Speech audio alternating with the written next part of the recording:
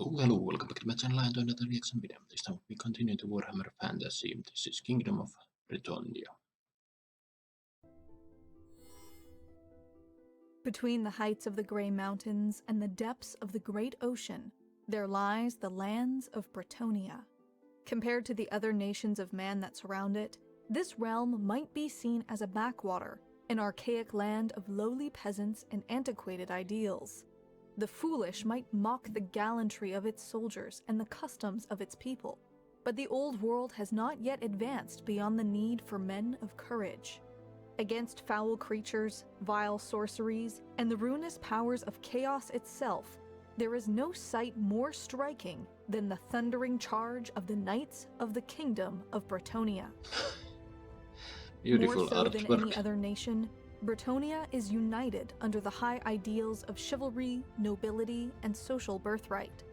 The feudal society that exists within its borders was once commonplace across the old world, but has since been largely replaced by more efficient methods of governance elsewhere. Bretonnia today is the last human nation that follows this system, with no direct central government, overarching bureaucracy, or social mobility. Instead, the foundation of the kingdom is a series of vows and oaths of loyalty, sworn between individuals across the nation's rigid hierarchy. Bretonnia can be broadly divided into two distinct groups: the upper nobility and the common peasantry. The nobility is honor-bound to protect and provide for those under their charge, while the peasantry is expected to tend the land granted to them and muster to their liege lord in times of war. Lesser lords serve greater lords, bringing with them all the lands and peasantry under their command. At the top of this pyramid is the King of Bretonnia, known as the Royarch. Whoever acts in this role wields absolute authority, able to pass any law or legislation while bound to none. Beneath the Royarch serve the dukes, nobles who, in turn, preside over their respective dukedoms. While the king has the power to create as many dukes as he wishes, the title is meaningless without land, and in practice, only 14 such fiefdoms exist. A complex hierarchy of marquises, earls, viscounts, barons, lords, and knights make up the remainder of Bretonnian nobility. Barons in particular enjoy a special place in the royal court, making up the majority of the Royarch's advisors and close servants. Why this system has survived in Bretonnia while failing elsewhere in the world might be explained by the uniquely Bretonnian code of chivalry.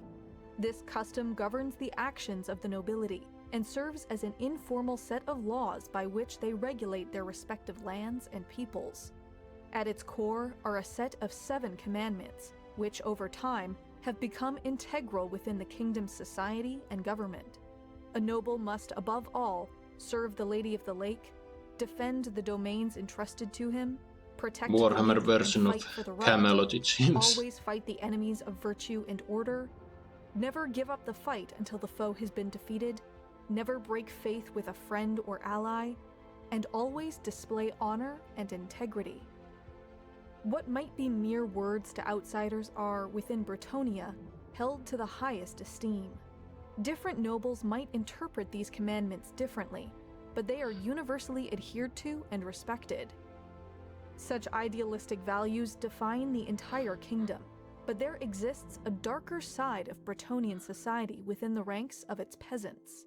Its lands are notorious for the strict and harsh treatment of its commoners, whose lives are lived in far worse conditions compared to the lower classes of Sigmar's empire, Tilia, Estalia, or even Kislev. Most are kept illiterate and uneducated by law, with few, if any, rights. While the exact nature of their tithe will depend upon their lord, most peasants must surrender upwards of 9/10 of their crops each harvest, and therefore remain extremely poor throughout their lives. They are likewise restricted from leaving their home estate without explicit permission, and as a result, a certain degree of inbreeding is common. Bretonnian justice is similarly harsh on the peasantry, and often ruled by superstition. It is not unheard of to be hanged for stealing or poaching, while far harsher penalties are dealt to any commoner who attacks or harms his social superiors. A small but growing class of professional tradesmen and merchants has started to emerge between the historical division of Bretonnian society. Without access to formal education, they are, for the most part, self-taught or instructed through some private arrangement. These artisans, craftsmen, and skilled semi-professionals live almost exclusively in the kingdom's few cities and larger towns. They are socially segregated from the bonded peasants, expected to give fealty to their lord, but free to travel with few restrictions. In times of war, both the nobility and peasantry are expected to muster, albeit in vastly different roles.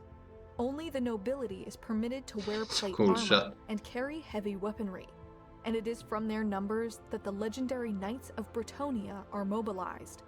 These knights are exceptional warriors and guardians, surpassing even the knightly orders of the Empire as the greatest armored cavalry in the Old World and likely beyond.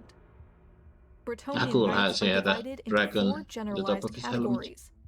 The lowest of their order are the Knights Errant, the young sons of noblemen who must work to prove themselves in battle.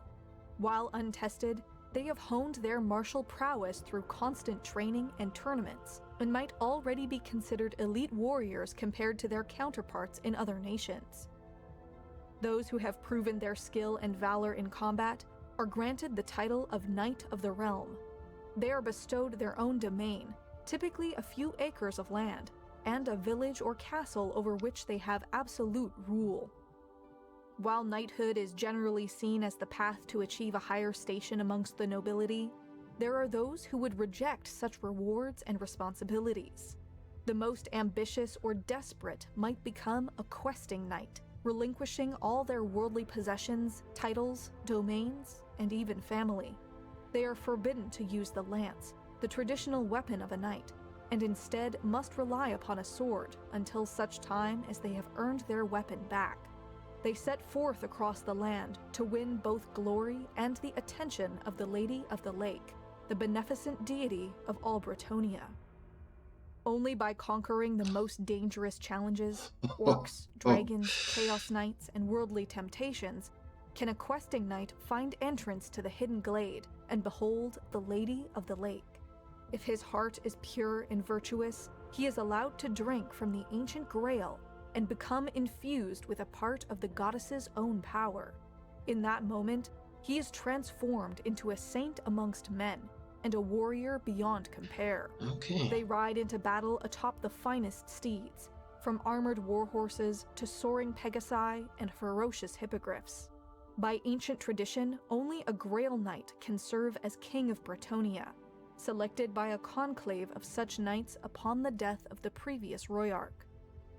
When the Knights of Bretonnia muster, they call to them their vassals, who in turn conscript their sworn peasantry to serve as auxiliary forces.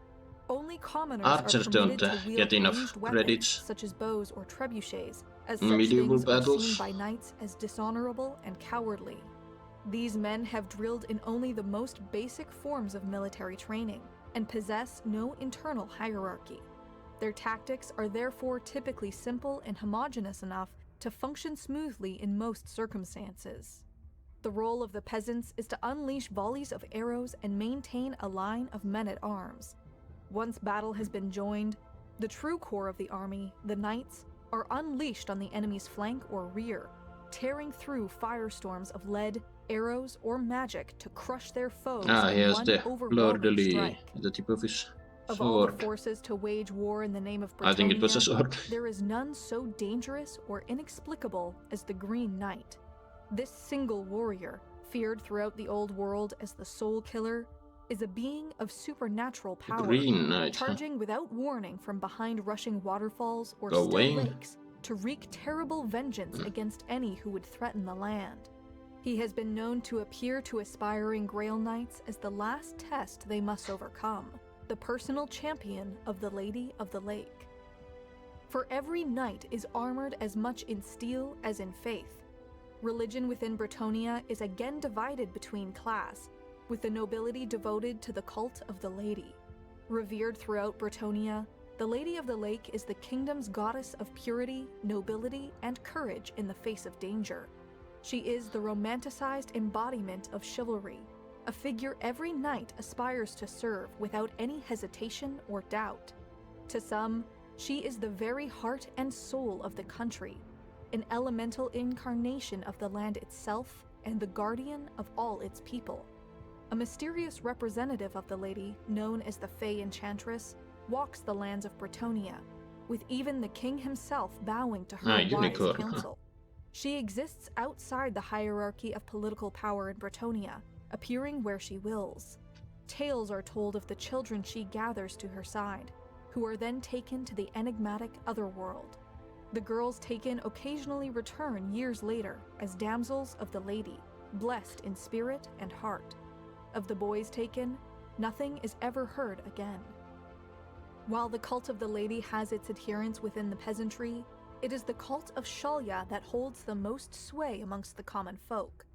Mutually respected by all the great human nations of the old world, Shalya's promises of mercy and relief have enamored the downtrodden lower classes of Bretonnia. The teachings of the lady and of Shalya might at times contradict. However, both religions are tolerated within the kingdom, and even represented within Castle Couron, the current home of the royal court.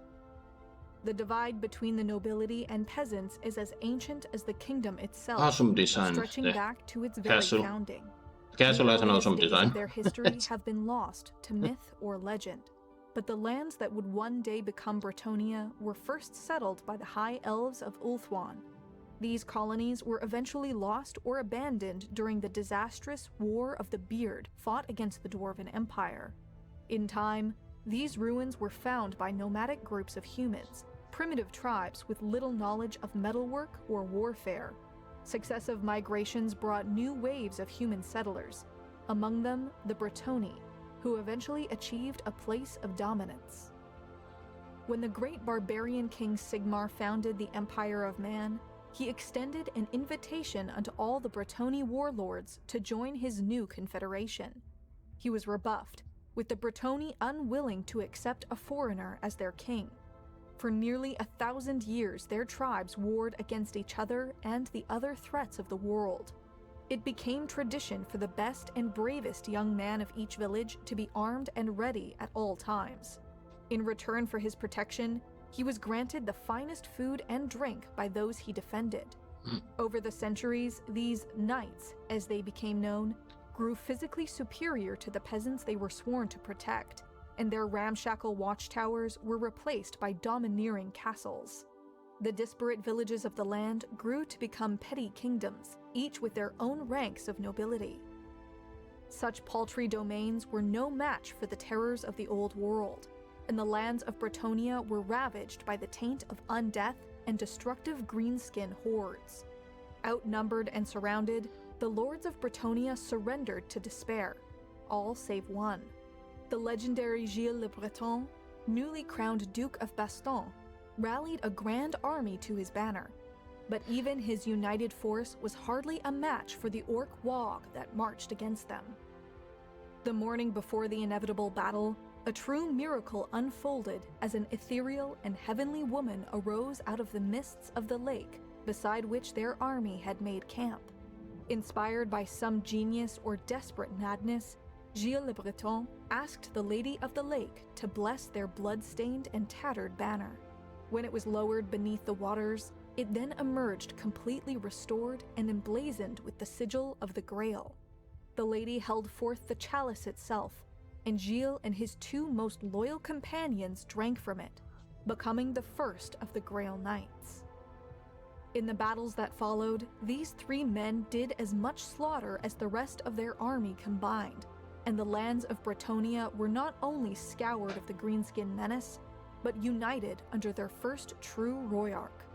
Gilles le Breton formalized the code of honor that now formed the basis for chivalric knighthood, and all across Bretonnia, noble warriors gave up their castles to embark on the paths of a questing knight.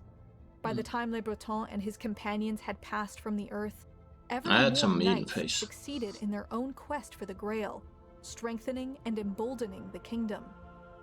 With Bretonnia itself secure, the dukes looked beyond their traditional borders. When the southern realm of Astalia was invaded by Jafar, the hated tyrant of distant Araby, envoys pleaded with Bretonnia for aid.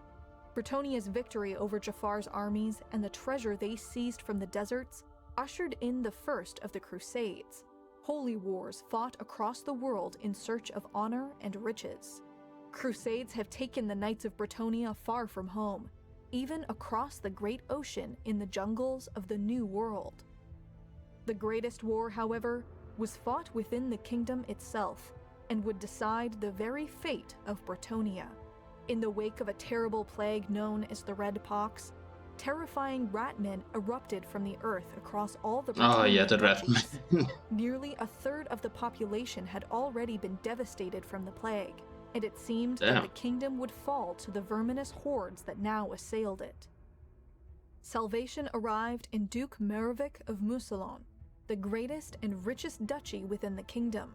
Together with his black-armored knights, they lifted sieges and saved villages, routing the ratmen in every encounter. The endless battles had begun to change the Duke of Mousillon, who reveled in the slaughter and quickly repulsed the other knights of the realm. The Royarch of Bretonnia, no longer able to ignore the crimes of Duke Merovic, challenged him to single combat as punishment for his disgraceful acts. When the two joined blades, the Duke tore out the king's throat, drinking his dead lord's blood from his own chalice. Faced with the combined might of Bretonnia, Merovic was eventually slain and the Dukedom of Mousillon reduced to a cursed, impoverished land plagued by disease and the attention of the darker powers. Such wars have repeatedly threatened to destroy Bretonnia, but through the chivalry of its guardians and the faith of its people, it has endured. The kingdom stands today as one of the great human realms of the world, an unshakable bulwark against the growing evils of chaos and the other monstrous creatures that threaten the continued existence of civilization. Under the rule of Loan Liancourt, the greatest king in generations, Bretonnia has been mobilized, ready to stave off the visions of destruction that have come to the Royarch Was that from supposed the to be, Lady of the Lake. There is no end Richard the to the perils Lionhearted? that must be defeated if I don't mankind know. is to live in peace. But if every morn brings a noble chance, every chance brings out a noble Oh, and night. it was a griffin he was flying. Well, there you have it, folks. Kingdom of Bretonnia, and yeah, a Warhammer version of Camelot and the King Arthur saga. But yeah, it's very dark and twisted, just the way Warhammer likes it. Yeah, it was really shocking hearing how they treated their peasants. They're not allowed to leave their whatever specific. I forgot what the areas were called. They're mistreated really badly. They're prone to inbreeding and whatnot. And yeah, lance is apparently only a weapon for noble knights. Others have to deal with the sword, which, I mean, it's not a bad weapon, but I don't know. Lance would be helpful when you're fighting on horseback, especially on the initial charge. But yeah, fantastic artwork as always. And yeah, Lady of the Lake, the Grail. Honestly, when I reacted to the Empire of Man, I do remember the story of Sigmar, and they did mention Bretonnia, but and honestly didn't remember them being separate. But yeah, turns out Sigmar's ideals don't coincide with Bretonnia's, and they've been fighting. And yeah, Bretonnia is very much a feudal society. And honestly, even though it's the Warhammer version of Camelot, it resembles, real medieval societies.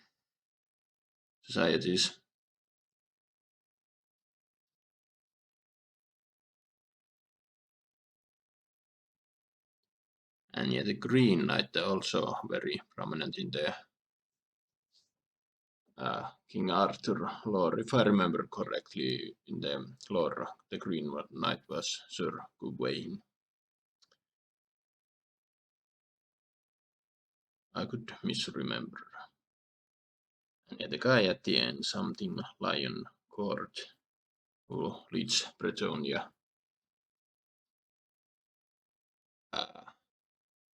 Is he supposed to be, you know, Warhammer version of Richard the Lionhearted?